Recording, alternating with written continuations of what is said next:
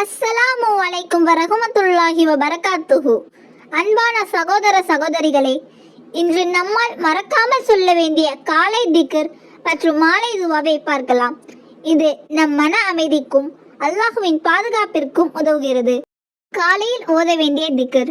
நபி ஸல்லல்லாஹு அலைஹி வஸல்லம் அவர்கள் கூறினார்கள், யார் இதை ஒரு நாளில் 100 முறை சொல்கிறார்களோ அவருடைய பாவங்கள் கடலின் நுரை போல இருந்தாலும் மன்னிக்கப்படும்.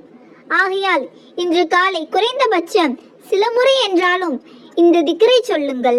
அல்லாஹுவின் நினைவோடு நாள் ஆரம்பித்தால் நமக்கு உள்ளம் அமைதியாக இருக்கும். அந்த திக்ர் சுப்ஹான் அல்லாஹி வ பிஹம்திஹி, சுப்ஹான் அல்லாஹி வ பிஹம்திஹி, சுப்ஹான் அல்லாஹி வ பிஹம்திஹி.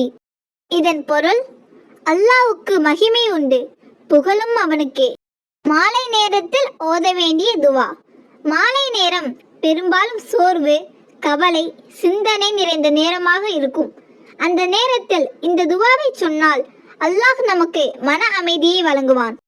இது நபி ஸல்லல்லாஹு அலைஹி வஸல்லம் அவர்களின் அழகான துவாக்களில் ஒன்று.